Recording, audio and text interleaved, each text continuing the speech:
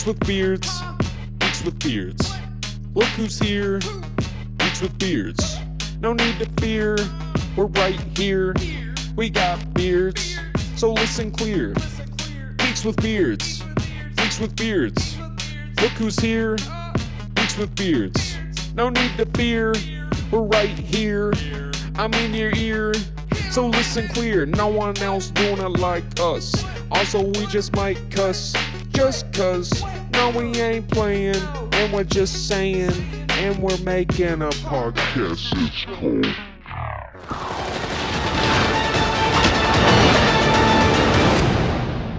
Who is Holiday? And who's next?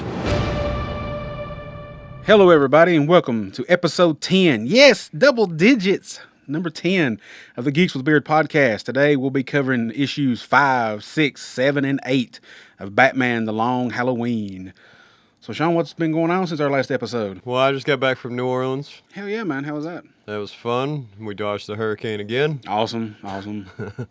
How's the music scene tonight? I seen you posted some pictures and videos, man. God, it's amazing. And the food's amazing. Yeah, you have music literally every other building. Yeah, that makes sense, man, because I always thought that might have been just a movie TV thing, but yeah. Nah, it's pretty awesome. New Orleans is synonymous with music, man, for sure. Yep. What about you? Since last episode, I haven't really read anything different than my normal comics. I did get that first issue of Crow Dead Time. It's worth it. So if you haven't signed up for it yet, it's definitely worth it. I love the first issue. Started watching The Penguin on Max. Oh my God, that show's amazing. I got to watch the 4th episode. I haven't watched it yet. And let's see. I guess that's about it for me since last episode. Not really much going on life-wise, really, for me. Really, just same old, same old. I heard you watched a movie. We're going to talk about that after the comic. Yeah, we might do just a little quick non-spoiler talk about it. Yeah, for sure. Cool. All right, let's jump into it. Chapter 5, titled Valentine's Day. And we open it up. Gordon and Dent's back at Bruce Wayne's house. Alfred opens the door. He's like, he's not here. He's like, it's Valentine's Day. And, I mean, you're happy to wait, guys. But with Bruce's, in quotations, popularity, you might be waiting a while since it's Valentine's Day. And it's a great picture of the mansion. Like, this is the first time I think we saw the inside of it. And it looks like a castle on the inside. It does, The way the blocks laid and just the high ceilings and the fireplace and everything. I guess that's the living room we see. Or maybe the entry room, waiting room kind of thing, sitting room or something. Yeah, it looks like a sitting room. Because it's huge. Yeah. Granted, in the movies they kind of showed it off being big, but in this comic, that's the first time. And anyway, so Alfred's telling him, like I said, with his popularity, you might be waiting a little while. Den's walking around, and he notices a painting of Bruce and his parents when Bruce was young.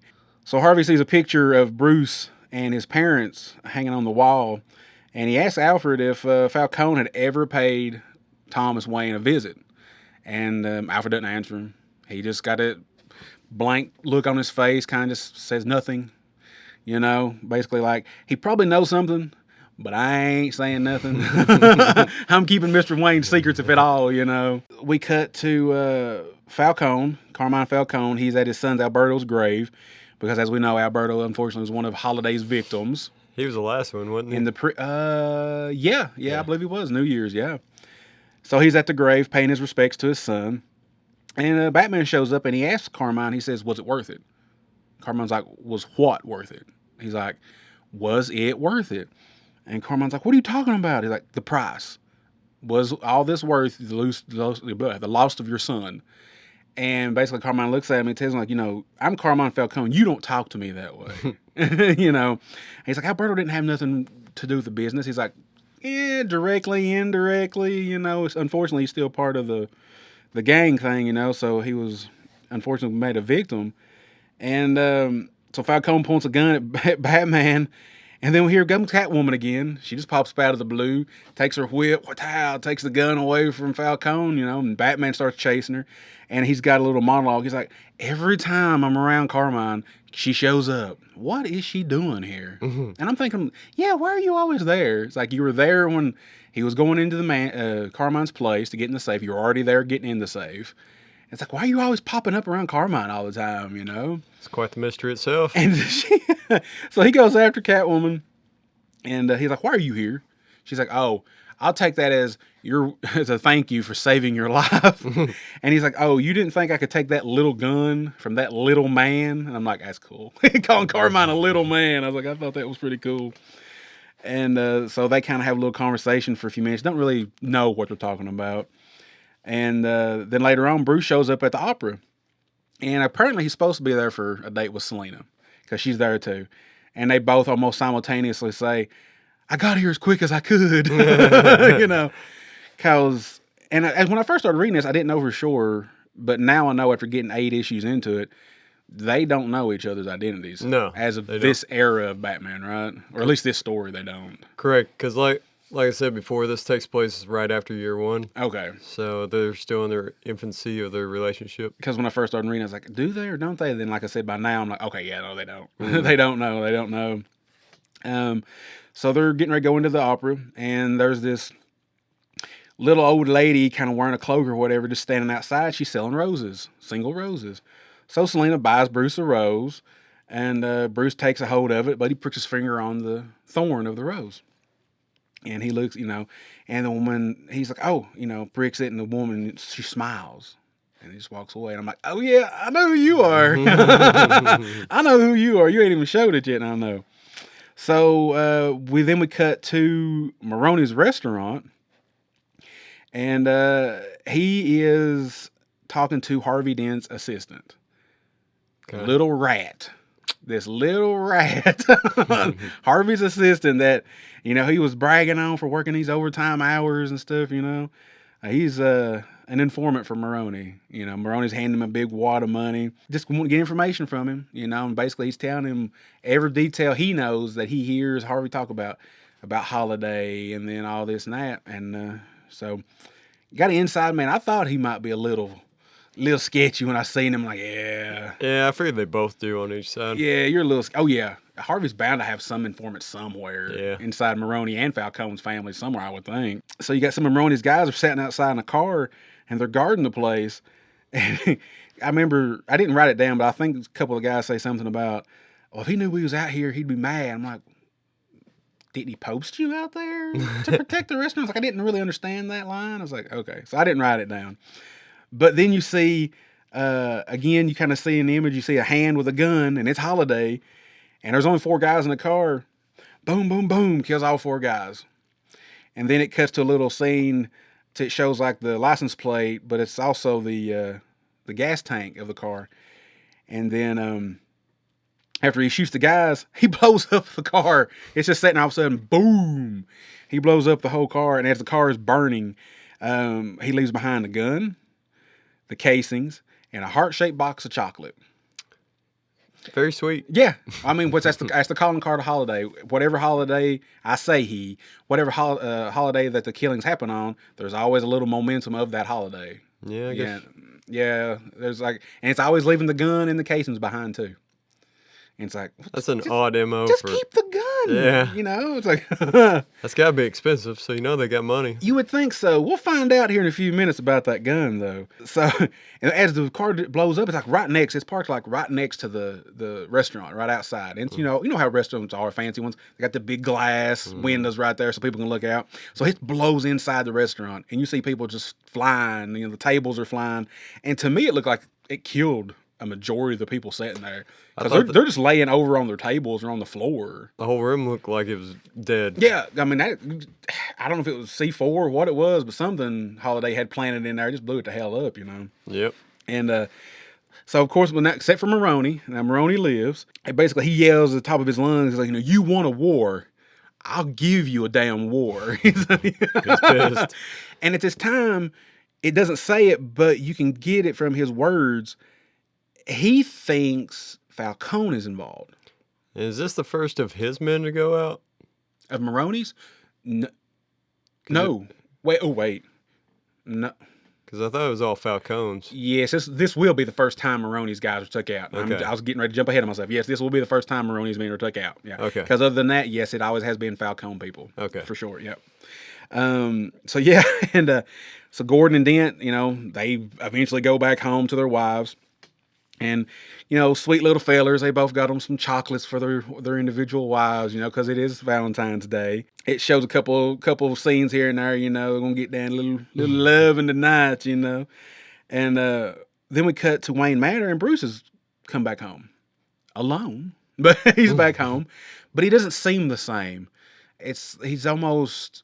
like a zombie state. Almost like a zombie, a robot. Like, there's no expression to his face or anything, And... Alfred kind of says, hello, Mr. Wayne, how you doing, Master Bruce? And he just ignores him. Just walks right past Alfred. And you see him walk past him, and then you see him go outside the patio. It's like, you just came inside. Why are you going back outside? Mm-hmm. And then you cut to the next panel like that, and who should it be sitting outside on his patio but Miss Pamela Isley herself? Poison Ivy. Poison Ivy. And I'm going to admit to it right now, this is one of the Batman villains that I get thirsty about. I love me some Poison Ivy. I mean, she saves the planet. Yeah, well, that's true too, But I've always been kind of had a little bit of attraction to Poison Ivy because they've always just made her, and then Catwoman's beautiful too, but they've just always made her real seductive, and they're just the way they've always drawn her. So this is our first introduction to Poison Ivy in this story, and I like how they draw her because they draw her with all like leaves and vines on her, almost like it's her hair. Yeah, not just regular hair, but like the vines and stuff are her hair. She seems more transformed than like some other versions, almost like the video games. Yeah, she was more mutant, to use a word from another company, more than a human who just has influences or whatever. I'd say that's pretty accurate. And I think the games did take a lot from this book. Okay, well, that makes some sense for sure, yeah. I don't know which one I like better. I guess either one's good. I kind of like the more human-looking one, I guess, but... like the cartoon one? Yeah, I kind of like the 90s cartoon one a little bit better. So he walks up to her because she's kind of sitting on the balcony of the patio. He walks up to Poison Ivy, and they just embrace each other. They just hug. Mm-hmm. And that's how we wrap up Valentine's Day. And I wasn't expecting that. I wasn't expecting Poison Ivy. I knew I was hoping she'd pop up somewhere. So basically, she poisoned him from the rose. Yeah, she... mind control serum, I guess, or something maybe. Maybe, I don't know at this point what the story is. Yeah, some kind of stuff with it for sure. But yeah, as soon as he pricked his finger on the thorn and you seen the lady smile, I'm like, plants, yeah. Like, I know who you are. I know who you are. So we jump to chapter 6, and we jumped all the way to St. Patrick's Day. Whoop, whoop. Yeah, St. Patrick's Day. We open up at Gotham Penitentiary, and we see somebody getting released. And the guards are saying, oh, early release. He'll be back. Mm-hmm. And it's a big, pretty, stout-looking person. You don't know if it's a man or a woman right off the bat because they're in shadow. But you do find out that it is Sophia Falcone, Carmine's daughter. And I'm watching the Penguin. I'm like, oh, I know characters. So Sophia Falcone's first time we've ever met her, and I have no idea. I know nothing about this character other than what I've read so far. But apparently she was in the penitentiary, so she must have done some bad shit for her daddy. She does, and she's big. And I don't mean like weight. I mean height. She reminds me. You remember Matilda, the principal? Like the big chick that like throws a shock puck. Oh, yeah. It kind of reminds me of her. Yeah, because like Sophia in this comic, I swear to God, she's a 7-8 foot tall woman. Mm-hmm. Watch out, China. Yeah, watch out, China. So you find out that her father, Carmine, had got her out of jail because he needs her help finding out who Holiday is. Everything else has failed. He can't get nobody else to help him out or nothing like that, so he's got her to help him. And then we cut to Bruce, and again, he's got that zombified kind of look to his face, and he's at the Gotham City Bank, and he's talking to the board of directors.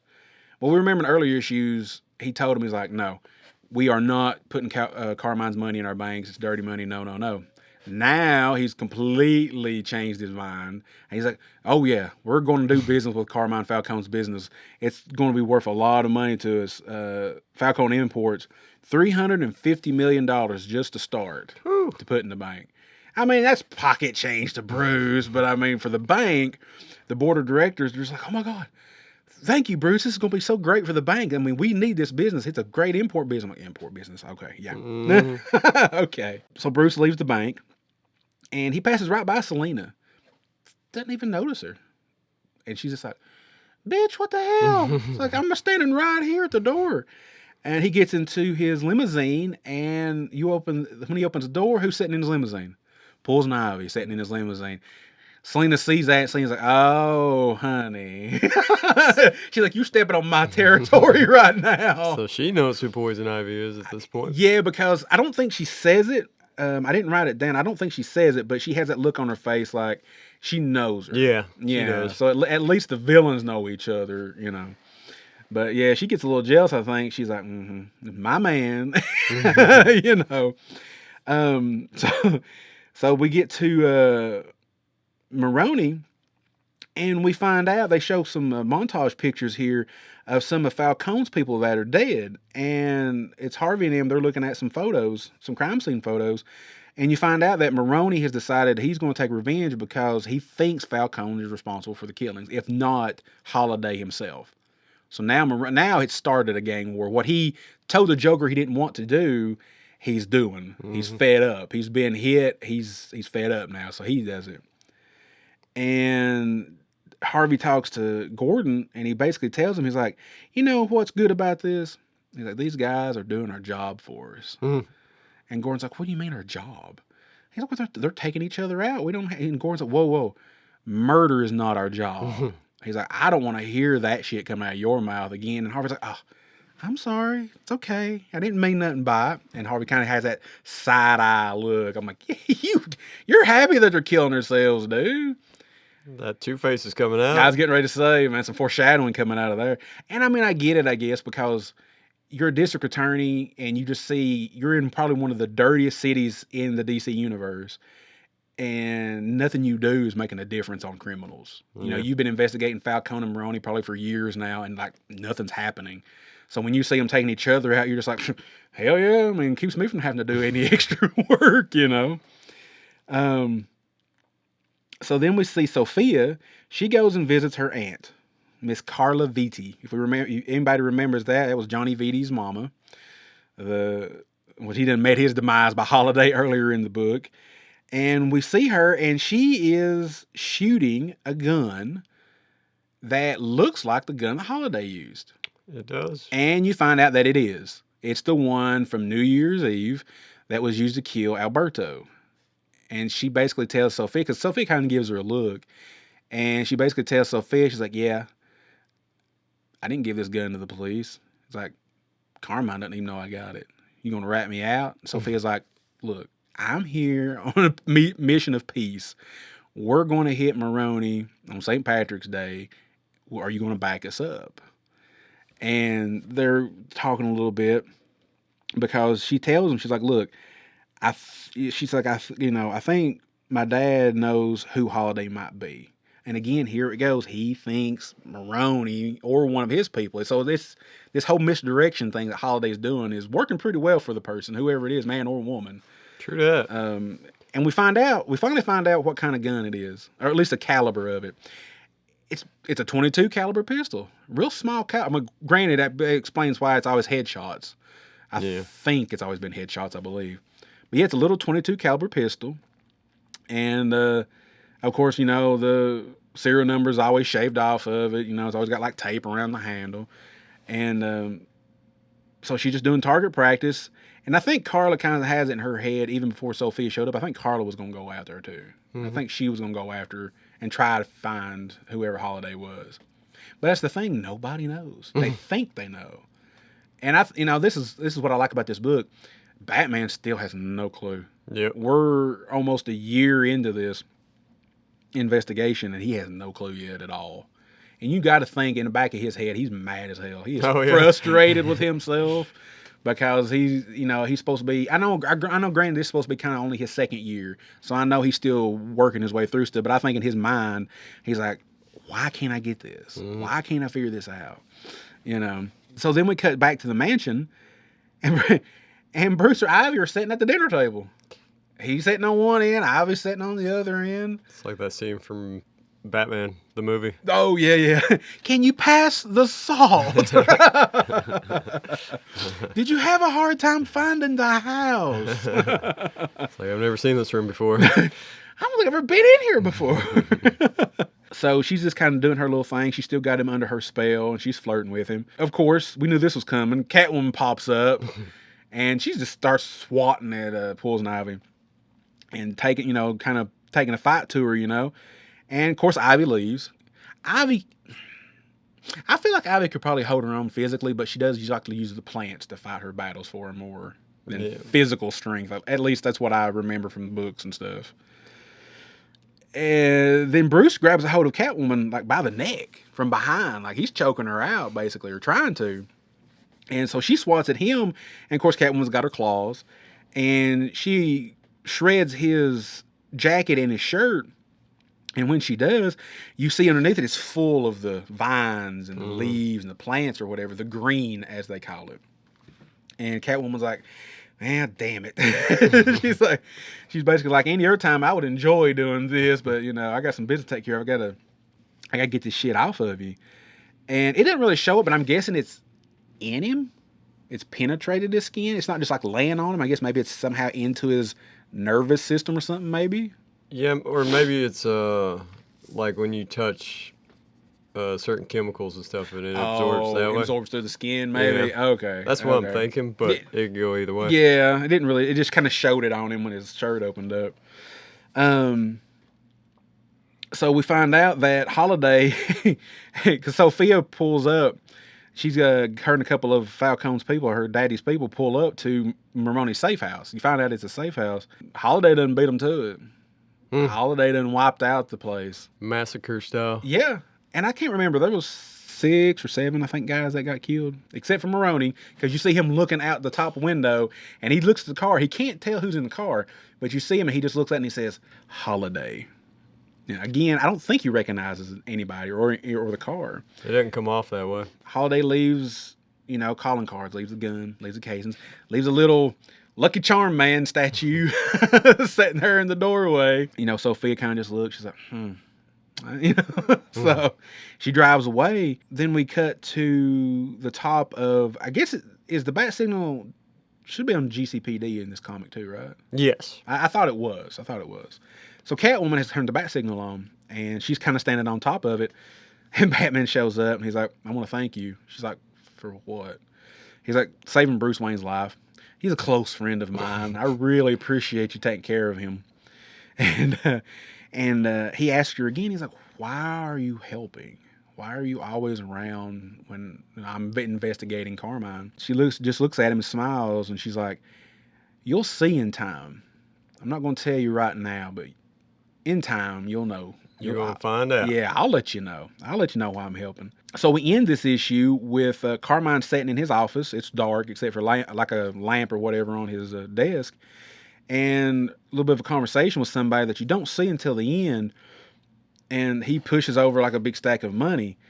And basically, the person that's taking the money from him says, if we had more time, we could have done a little bit more with Bruce. And then it cuts away, and all you see is just like vines kind of on the floor. So you find out that Carmine Falcone had hired Poison Ivy to brainwash Bruce Wayne. Mainly for that bank deal. Yeah, mainly for the bank deal is pretty much what I gathered from it. Because, as far as Carmine's considered, Bruce doesn't know anything else. He's just like anybody else sees him, he's just a playboy. So, he doesn't know nothing. But I thought that was interesting. Yes. That Carmine had actually went to he mentioned something. I didn't write it again, but he said something about, I usually don't deal with your kind or something like that, like supervillains, I guess is what he was talking about. Yeah, that's right. Yeah, basically like, I normally don't do business with you people, but, I kind of had no resorts left. And whenever we're going to get to chapter 7, and this is it's a short one, but it's a funny one. I like this one. It's a good one, yeah. And it's titled April Fool's Day. And this is really cool too, because when we open up on this issue, it's kind of a montage of Batman in the Batcave and Riddler, and you'll find out he's in Carmine's office, and they're both trying to figure out who Holiday is. Riddler's doing it because Carmine wants him to.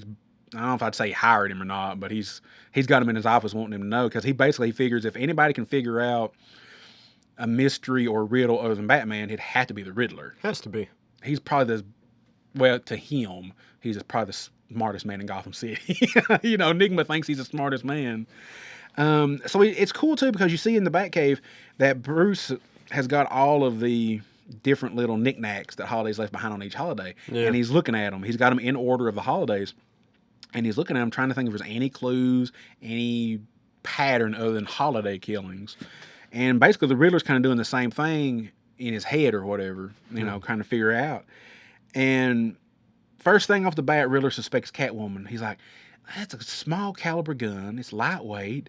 Great gun for a woman. Yeah. And then we see a little picture that kind of illustrates what he's thinking in his mind, and it shows Catwoman with like a little hat on and a trench coat on, going inside certain scenes, murder scenes, and killing some of these people that we've seen be murdered. It's like a reenactment, like... It is. Yeah, it's a reenactment that we get to see. But Batman, we cut to him, and he suspects Maroni. And I'm like, okay. I mean, I get why you would think that, because Maroni is kind of the opposition for Falcone, so I get why he might think that. And then the Riddler even questions Carmine's sister. He's like, well, now she could do it too. She's a lady. It's a low caliber gun. She could do it too. And Carmine not really liking that. It kind of makes him mad. He kind of gives Riddler a look, kind of pisses him off a little bit. Because think about it. That's if that's what's really happening, then that means she killed her own son. Yeah. But granted, we did read in the first issue that at one point Johnny was going to turn state's evidence against Carmine, but something changed and it didn't happen. Then Johnny got married, so maybe Carla would be looking out for her brother and killing her son. I mean, it wouldn't be the first time. I'm sure gangsters kill family, True. But then she also would have been killing Alberto, Yeah. So, yeah, Carmine don't like that idea.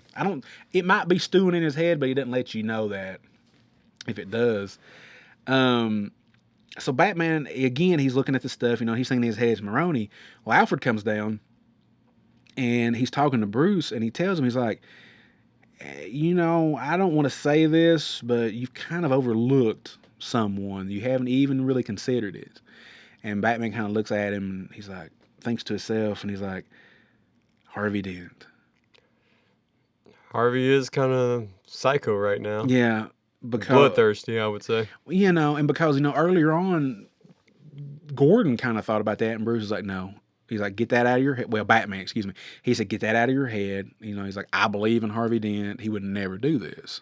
Now, Alfred is saying, you might need to consider that, because, and I love this quote, or this phrase that Alfred says, because he tells Bruce, he's like, he says, because someone's quest for justice can make them behave in surprising ways. And he's looking at Batman when he says it too, so I think he's meaning it both for Bruce and Harvey. We're going to throw this little dig in here, Master Bruce. And I'm like, man, Gordon gives Bruce a dig when he's Batman at Arkham, saying, this place has got a lot fuller since you showed up. And then now you got Alfred kind of, maybe not meaning it that way, but I kind of took it that he was talking to Bruce as well, saying that, when you have your self-righteous justice quest, I guess, that, he'll make you do things that normal human beings wouldn't do. Yep. I mean, think about it. If Bruce's parents hadn't died, he would just be a spoiled rich kid. True that. He wouldn't be Batman. He wouldn't be fighting crime. He would just be a spoiled rich kid out there cruising around, probably not doing anything while his dad and mom were doing whatever. So, and the Joker would be a comedian. Well, that's true. Yeah, he might have been a comedian. That's true. Yeah, that's true. So then we cut to Dent a little bit after that, and he's telling Gordon, he's like, we need to talk about Bruce Wayne and Carmine's connections. If Bruce in any way is helping Carmine, it's like, he's got to answer for it. He's like, we might need to go, serve a warrant on him. And Gordon's like, do you really want to do that? He's like, do you really? He's like, I don't think we have enough evidence to do that. But, you know, Harvey, he's just pound, you know, he just has this feeling in his mind and in his heart that Bruce is guilty of something because of the connection. And I don't know if this is when they first started doing that kind of Falcone-Wayne connection like they did in the Batman movie and other stories later on. This might be the first time they might have tried to weave that story into the lore, maybe. I'd say that's pretty accurate from what the stuff I've read, anyway. I mean, I know over the years they've painted Thomas Wayne from being the White Knight to a gray kind of character, you know, that he might have helped out some criminals, not just Carmine, maybe he was a little shadier than we think Thomas Wayne was. So Carmine, he talks to Sophia because the Riddler's not doing anything for him. Riddler's basically he's answering questions with more questions. So Carmine gets fed up and he tells Sophia, he's like, just take him out of here. And Riddler's like, I think he probably thinks he might get killed. So, but no, Carmine tells Sophia, he's like, take him out to the street and then just get right back up here. So she does. She takes him out to the alleyway and leaves him. And then you see the hand come up with a gun. I'm like, oh shit, we're going to kill the Riddler. I'm like, damn. And then you just see it just go off. Bam, bam, bam, bam, bam, bam, bam.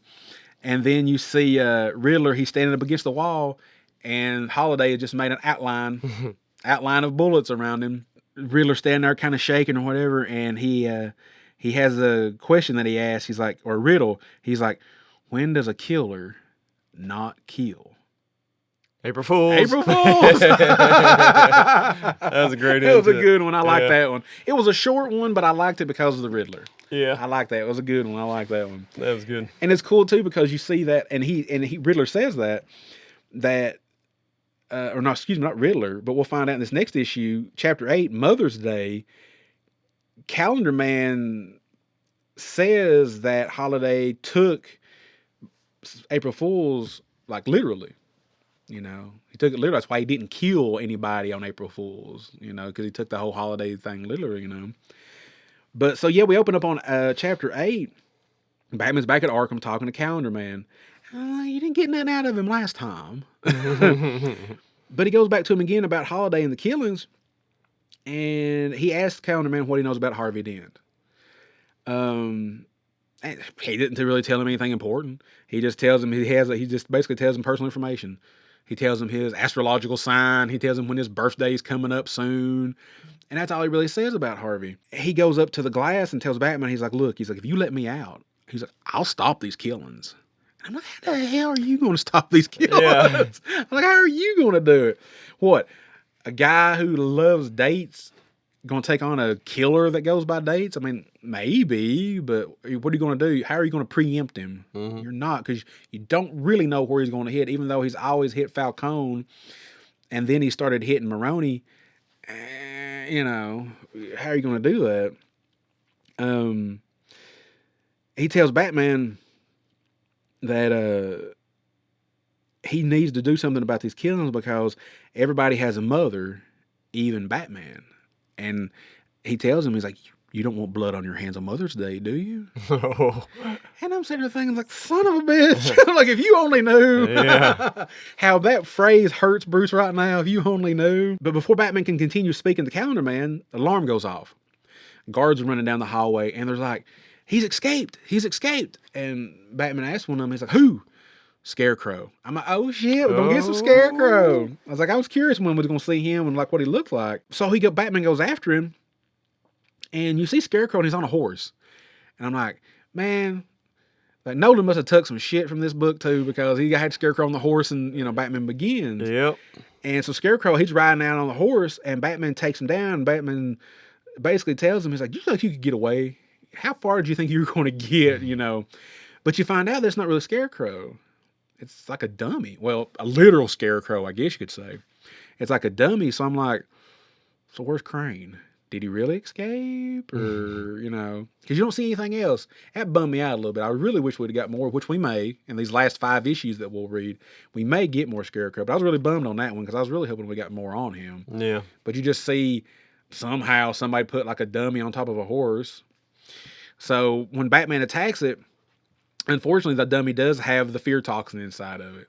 So he's exposed to the fear toxin, even though he's trying to tell himself, don't breathe, hold your breath. And he still breathes some of it in. So Batman got exposed. And you should think, Batman, that there's going to be some fear toxin in there somewhere. He's still learning, okay? I know. But he's a big boy, though. What's going on? I mean, he was just frisked by poison ivy. And that's true. That's true. But so he's exposed to the fear toxin. Then we cut to Wayne Manor again. And Gordon has finally decided to take Harvey's, I don't know if I'd say advice, but he's finally, I guess, taking him seriously, and he's got a couple police officers with him. So they're going to serve an arrest warrant on Bruce. Of course, Bruce ain't home. He's never home when he shows up because it's always at nighttime. They all show up at nighttime. Bruce, of course, is never going to be there. Right. And Alfred opens the door and he tells him, like, look, he's like, it's a mistake. He's like, Mr. Wayne would never be involved with Falcone. And he says, you have to understand what today is. He's like, today's Mother's Day. And he said, it's one of, if not the most important day in Master Bruce's life. He's like, if you know anything about what happened to him. Then we get to Sophia, and she's got this dude by the throat, hanging him over the edge of a bridge. I'm like, honey, are you Incredible Hulk strong or something? Because this dude's got to be at least $150, $180 at least. He's not a little man. And she's getting information from him. And this is where we get a little information finally about Holiday and the weapon that he uses. So she's talking to this guy, and she's getting information, wanting to know where the gun comes from. And he tells her, he said, it comes from somebody named the Gunsmith. And that once a month, he makes a custom .22 pistol in Chinatown. And she's like, where at in Chinatown? And he tells her, he's like, oh, it's near Chong's tea house. And he's like, you going to let me go now? So she drops him. Like Joker said in Dark Knight, poor choice of words. Right, She lets him go. I'm guessing he probably died. He might have survived going in the Gotham River, but he probably died. So she shows up to the gunsmith, his shop, but he's already dead. Holiday killed him. Holiday's wrapping up loose ends. Because I think Holiday eventually figured they're going to figure out where I get my weapon from eventually. Somebody will. I mean, if Batman can read the serial number off a nail, why not? Man, that still gets on my... I don't know about that one. That's crazy. I forgot to do that. I got to do that. I forgot to look on my nail styles and see. Gotta look that up. But, so Sophia shows up, and the gunsmith's already dead. So I question this. Now that the gunsmith is dead, will Holiday have more guns? Did she buy supply? Because the way that man told Sophia, the gunsmith only made it once a month. So now, like, made an individual gun. That's what I took from it. Because every time, remember, after each killing, he leaves the gun behind. Or I say he all the time. They leave the gun behind all the time. I was curious, like you said, if they bought just one at a time. Yeah, so I'm just curious now. It's a little nitpick of mine. I'm just curious, like, okay, if you kill your supplier, where's your guns going to come from? Well, we have other gunsmiths. Or maybe we'll find out in these last 5 issues. Maybe Holiday changes up the weapon that they use. Maybe I don't know. Could. We'll see. So then we cut to Bruce, and he's walking around Gotham City, and he's under the influence of the fear toxin. And he goes to Crime Alley, where his parents was killed, and Gordon is hollering at him. Gordon and the police is caught up to him, and they're hollering at him, but he doesn't see the police. I'm thinking from what I took from it, he's kind of reliving that night. Yeah. Of when his mom and dad was killed. Mm-hmm. So he's scared to death. It's almost like the child took over again. Yeah. It's like a bad trip. Yeah, for sure. Because, again, this is early Batman, so he's not built up that immunity. He doesn't know how to counteract it yet, I guess. So Gordon and him are chasing him, and since he's got that fear toxin, like I said, he's scared to death, so he's running away. And they just keep chasing him down and everything. He's like on top of a bus, and they're just chasing him. And Gordon tells the police, they finally corner him. I say corner, but they finally catch up to him, and he's at Gotham Cemetery. And Gordon gets on his walkie-talkie and he looks at the police or tells the officers that are with him, he's like, don't shoot. He's like, let me get in here. Let me see if I can talk him down. And, just don't shoot. Don't do anything until I tell you to. And we come up on the final page of this issue. And it's sad. It pulled at me a little bit. Being a mama's boy, it pulled at me a little bit. Bruce is crying. And he's kneeling at his mother's gravestone. Yeah. And it says her name, Martha Wayne, loving mother. And that's where we wrap up these 4 issues of The Long Halloween. I love these 4 issues. I think so far this has been a solid story. Absolutely. Solid 8 issues. Some are shorter than others, but I think they all balance each other out. We get a little bit of his villains in there, not enough to oversaturate us, just enough to give us a little taste and be like, hey, we got to see him, we got to see her. Yeah, it's cool how they're interwoven to where they're just like cameos while this big giant detective story is going on. For sure, yeah. And I mean, it surprised me we got Joker early. Yeah, we got him within the first 4 issues of the story. Get that knocked out of the way, then it's like total mystery the rest of the way. That's true. Yeah, that is true. So, what do you think of these 4 issues, man? Loved them. Yeah. I think all the way up to issue 8 has been solid. It has. I've not been bored. I've not been disappointed whatsoever. I still have no damn clue who this person is because I've not read this. I've not looked anything up. So I have no clue who this is. And I can't remember what I had for lunch yesterday. So this works out well. I mean, could it be Harvey? I mean, yeah. I mean, they could, It's possible. Jeph Loeb could do that little misdirection, because of everything Harvey says and stuff. But yeah, I don't know. I can't wait. We're going to read these last 5 issues for our next episode, and we'll find out within those 5 issues who it is. And I'll either be really blown away and surprised, or I'll be like, Yeah. I'm hoping I'm blown away and surprised. I think I will be because I don't think Loeb would let us down at the end. I think he's built up a great story in these first 8 issues. I think the final 5 will be amazing as well. Yep. At least from what I've read, a few people say that it's one of their favorite, one of the best Batman stories. So, from what I remember, it was my top 3. So, right. I don't know if that still holds true. We'll find out. Yeah. Again, you've read way more Batman than I have. So for me, this right now is my top Batman story. So I love it. That's good. Even though there's been some people say it was overhyped. Well, I mean, it ain't as bad as the last running, but hey. Hey, man, hey. So, yeah, that was our episode 10 of the Geeks with Beard podcast, covering issues 5 through 8 of Batman The Long Halloween. Do you know what my people call this past year? The Long Halloween. So, we didn't get a question this week, but I have a question for you. Yeah, man. Regarding Batman's secret identity, do you think it's better for Batman to have a secret identity? Like, at least with Catwoman and all these other people? I mean, definitely he needs to have secret identity for sure, yeah. Like all heroes do to at least protect Alfred for sure. He's the only family he's got left. Yeah. I was kind of hoping when I first started reading this that Gordon would have already known. Mm-hmm. But does Gordon ever really know? I don't think he does he? Comic book wise, I couldn't say 100%. Well, in the New 52 he did, because remember Gordon took over as Batman for a little while when Bruce stepped away. We're not going to count that. Okay. Other than that, I couldn't say comic book wise. We know in the Nolan movies by the 3rd film he knew. He kind of figured it out. Well, yeah, because Bruce said something to him about when he's getting ready to fly off with the bomb. He said something about you showed a kid something about life was important again or something. And he kind of, then I think Gordon says Bruce or something like that. Okay, yeah. In the Burton Schumacher movies, no, he never knew because, well, hell, Gordon wasn't even in those movies that much. Barely, yeah. Cartoons, I don't think he ever knew in any of the cartoons. I don't think. Yeah. So yeah, I don't know. I like it when Gordon does know, but it's not necessarily something that I feel like has to be. But yeah, as far as identity goes, yeah, Catwoman. 'Cause they get married at one point. Yeah. Yeah. And if you go by that Birds of Prey show, they have a daughter and stuff.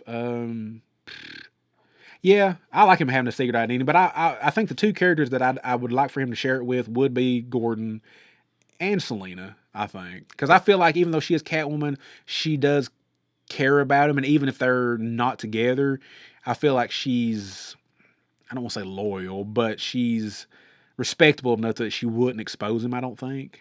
I mean, Talia knew. Look, Talia raped Bruce. Hey, hey. You can't rape the willing. And has an ungrateful son. Oh. Or he was at one time. That's a whole nother episode. And look, my granddaddy born, I like you. Yeah, your granddaddy was crazy. But Well, he was. yeah, well, he was, yeah. All right, so you went and seen a movie. I did go see a movie. I went and seen Transformers 1, the new Transformers film. Fully CG animated on Cybertron, no human beings, What? no live action. No Megan Fox. Yeah, no Megan Fox, no. It's really good. It's going to be a non-spoiler review because you haven't seen it and you are going to watch it when it Yeah. streams. I can't remember all the cast now, but we know Chris Hemsworth plays Orion Pax / Optimus Prime. Mm-hmm. Keegan-Michael Key plays B-127 or Bumblebee. Scarlett Johansson plays Elita 1. And I feel so bad. I forgot the guy's name. Let me look it up real fast. Who plays Megatron? If anybody remembers or has watched the two Godzilla Kong movies recently, he was in those. He was like the conspiracy theorist guy. Had a podcast and Okay. stuff on there. Yeah, let me look his name up real quick. But overall, the movie is really good. I love the animation. A lot of people don't like the animation. Here we go. Brian Tyree Henry. He plays D16 / Megatron. Does an amazing job. I think all the cast did an amazing job. I'm not going to say anything else about any other characters because that would be a spoilers, but we know those four from the trailers. Yeah, it's the first animated Transformers theatrical film we've had since 1986. Which I'm an old man, so I went and seen that in theaters in 1986. But yeah, overall, we're on Cybertron. This is the early days. This is before the Great War. There has been a fight on the planet. You do find that out. But this is before Megatron and Optimus become who we know them to be. This is again, and this is a different origin story because in the 40 years of Transformers lore, they've had a couple of different origin stories. And this one kind of comes out of what they called the Aligned Continuity that started in 2010 with Transformers Prime and got carried over into the IDW comic books to where Orion and D16 are not literal brothers, but buddies, friends. So that's where this origin kind of come from. And what they do is always changed from 1 minute Optimus was like a kind of like a librarian. Then he was like kind of a security officer. And this one, he's got a different job. Him and D16 have the same job. That's kind of how they met, kind of almost like lifelong buddies. But yeah, I mean, it's hard to say a whole lot non-spoiler, but really, like I said, the animation I think is great. A lot of people complained about it because the guy who directed it also directed Toy Story 4. If I'm not mistaken. Yeah. If I'm not mistaken. A lot of people kind of called it kiddie animation. I disagree. The promotion of this movie is what hurt it. I don't know why Paramount and Hasbro didn't do more to promote it. The trailers put it off as a real kiddie child kind of film. It's not. Well, see, I didn't get that from the trailer because we went and seen Beetlejuice, and that's the first time I haven't seen the trailer because I don't usually. But I was sitting there with my wife, and she's like, I really want to see that, and she never wants to watch Transformers. That surprised me when you told me that. Yeah, I'm like... Because I know you like Transformers a little bit, but I didn't know that she might be interested, so. Well, this is the only thing she's ever been interested in. I'm like, all right, I'm down. Whenever we get time, we'll go watch it or watch it streaming. Oh, yeah. Yeah, I mean, well, they showed the trailers were kind of more jokey, lighthearted, and there is some of that in the film. But I think that they, surprisingly, put a lot of consideration into this movie. And they put consideration in there for first-time watchers, whether it be children or people of our age that never watched any Transformer films, period. And then they also put stuff in there for fans like me that grew up with it for 40 years. Okay. I seen characters in there. I'm like, hey, I know that one. Hey, Mom went with me to watch it, and I'm nudging her and I'm like, hey, look, it's so and so. Oh, hey, look, it's so and so. She's like, huh? I was like, trust me, it is. So I highly recommend it. Definitely watch it. I know you'll be watching on streaming. Definitely give it a watch. I'm going to watch it again when it comes out on streaming. I'll probably buy it on Blu-ray because I didn't catch everything that's in it because it is not super fast, but the action can be quick at some times. So I know I missed some cameos because that's what I was kind of trying to do. And I didn't hear some dialogue because somebody on one of the Discords that I'm on asked a question if you heard this phrase. And I'm like, no, I don't remember it. I said I was too busy looking to see who I could find in the film because I'd heard that there was going to be several cameos from, some G1 characters in there. So I'm looking, I'm walking, I'm like, I caught like 5 or 6 of them, So it's definitely worth a rewatch for sure. Well, I hope the only complaint I had from the trailer was Megatron's voice. It's definitely not. It felt like, I guess I could see the kitty complaint because that's kind of what it felt like. Yeah, but just from him. Once you get into the film and you see the attitude change in D16, Tyree Henry really amps it up. It makes you believe he's Megatron. Okay. In my opinion, it's not Hugo Weaving, deep. It's not, it's not the Frank Welker raspy. But and they don't add that I know of. They don't add any. What was the old term in G1? Vocoding or something like that. They don't add the mechanical sound to their voices. Yeah. I don't think so. One character a couple characters maybe. But Optimus and Megatron, they don't sound like it to me in the film. They didn't sound like it. But I think, once you see that attitude shift in him, his voice is pretty good, for sure. And some people were complaining about Chris Hemsworth keeping his, I guess you'd say, American accent. I didn't notice any difference in it as the film went on. Yeah. I didn't. But again, I was paying more attention to the visuals at times. I will say you can tell as the film goes on and as they progress the characters to who they will become, there's a moment, it sounds like he might drop it a little, try to get a little Cullen-ish kind of. He's not trying to do a Peter Cullen impression whatsoever, but he kind of sounds like he drops it a little. Like, okay, I'm not Orion anymore. I'm Optimus, so I'm mature. Okay. And I think that's why people complained about it because, he sounds a little too young. Well, yeah, it's Orion Pax. He is a young Cybertronian. He's not the stoic Optimus Prime that's been fighting a great war for 4 million years. He's not the war-hardened Optimus Prime yet, so he still has that youthful, enthusiastic voice to him, He's not that stoic one. And I'd heard rumors, I don't know if it's true or not, and unfortunately, I don't know if this movie has made enough money, but if they continue to do it and they want to do a trilogy, they said by the final film, they would possibly transition to Cullen. As maybe have Hemsworth do the second one and then somehow where they could get him to that stoic sound that would transition from Hemsworth's voice to Cullen's voice, maybe.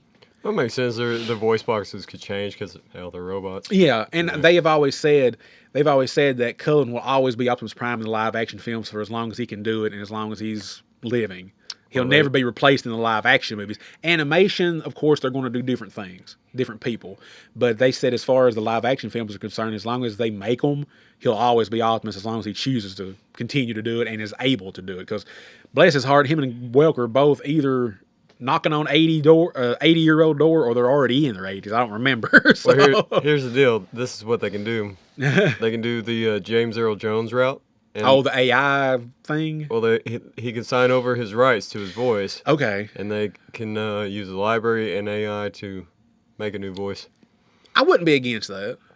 I think that'd be cool. I wouldn't be against that, no. Yeah. Because, yes, it's been 40 years, and Transformers has had its ups and downs, and I feel like it had a big boost in 2007 with Michael Bay's films, and they kind of flabbered down. It had a big boost. Yeah. I feel like... Like a big boom. A boom boom. I feel like I feel like it's tapered down a little bit, but even the cartoons and stuff that's been on TV, I think have definitely kept Transformers alive for 40 years. Will they be around for 40 more years? Probably not. I would think maybe another 10 or 12, maybe. It just depends on what they can do with the properties and how they can keep injecting new life into it. There's supposed to be a G.I. Joe crossover live action film with Transformers for the next movie. So we'll see if that's any good or not, if it happens. The Rock. No. Don't need Rock. Transformers versus G.I. Joe. No. Featuring The Rock. His Roadblock was okay, but no. I hope this movie makes and money. Vin Diesel as Optimus Prime. No. I hope this movie makes some money. When you're not a bot, you're family. Well, you are family. That's true.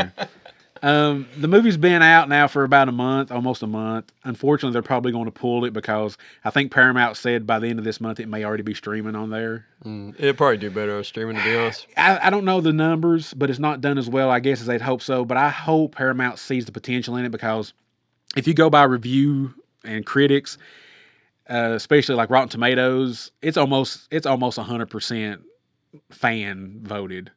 And I think it was like, last time I looked at it, it's like 89 or 90% critics rating. So, I mean, it's up there. People love the film. It's just, unfortunately, just hadn't had a lot of people come into it to see it. And I think it just has to do with the lack of promotion. I'm hoping word of mouth will raise it. And it's not even, I don't know if it's even reached other countries yet. It might have already, by now, by this recording, it might have already went to England. But it may not, it's not even technically went worldwide yet. So hopefully once it gets to England and China, and it might have got to Japan already. I'm hoping those numbers will boost. I hope, especially China. China will probably boost because China loves Transformers. Yeah, that's why the fourth movie supposed to took place in China, and it was the second $1 billion live action film that they had. So. Makes sense. But so yeah, again, I love it. I highly recommend it to anybody that's out there listening. But by the time this episode comes out, it probably won't be in theaters, but it'll definitely be on Paramount Plus. So please give it a watch. Support Transformers 1. I think it's a great film. I think it's my number 2 film under 1986. A lot of people say it's their number 1 film out of every one of them ever made. So is the sequel going to be called Transformers 2? Shut up. No, I don't know. Honestly, I have no idea. They definitely left story for 2 films. I don't know where they'll go with it, but they definitely left story for 2 films. Nothing else they could do it just straight to streaming. It wouldn't cost them as much too. They could. I mean, they could do that, but I kind of want to see it stay in theaters though. That's just me. I'm the old man Transformers fan, so. But I'll give you my thoughts whenever I watch that, and all right, I think we're good. All right. If you want to send comments, stories, suggestions, hate mail, send them over to geekswithbeardspod at gmail.com, or go to our Facebook or Instagram at the Geeks with Beards, or Sean's personal email. I mean, yeah, I mean, no, I'm kidding. As long as you give us a 5-star review, you can send me a rock. Just toss it right through the window. No, please don't. Please don't do that. My windows are expensive. But in all seriousness, yeah, please. Whether you comment or send us questions or anything, which we love that, definitely give us a 5-star rating. That means a lot to us. It helps people find us. It does. Helps people find us, And again, you can find us on all the platforms out there, podcast platforms out there. But yeah, please interact with us. Email, Facebook, Instagram, Discord. Anything, I am begging. No, I'm kidding. I'm not begging. We got some cool people on Discord. We do. We have some great people. Vampiro, Ranger 64. Yeah. Siege from the other Discord that I'm a part of. Some great people on there, and we really appreciate all the interaction on the Discord. So we'll catch you on the next episode 11 of the Geeks with Beards podcast, which we will be covering the final 5 issues. Of Batman: The Long Halloween. And after that, we don't know yet. We haven't sat down and figured out what's going to be coming up next, because this was a big thing for us right here. So I can't say the next thing will be as big, because we don't want to overwhelm everybody back to back, but we'll figure something out though. Well, I did order a treat for Christmas for us to read, so. And I have no idea what this is, listeners. All right, so we'll find out later. All right, we'll find out next time, guys. Have a good one. Geeks with Beards. Geeks with Beards. Look who's here. Geeks with beards. No need to fear. We're right here. We got beards. So listen clear. Geeks with beards. Geeks with beards. Look who's here. Geeks with beards. No need to fear. We're right here. I'm in your ear. So listen clear. No one else doing it like us. Also, we just might cuss. Just cause. No, we ain't playing. And we're just saying. And we're making a podcast. It's called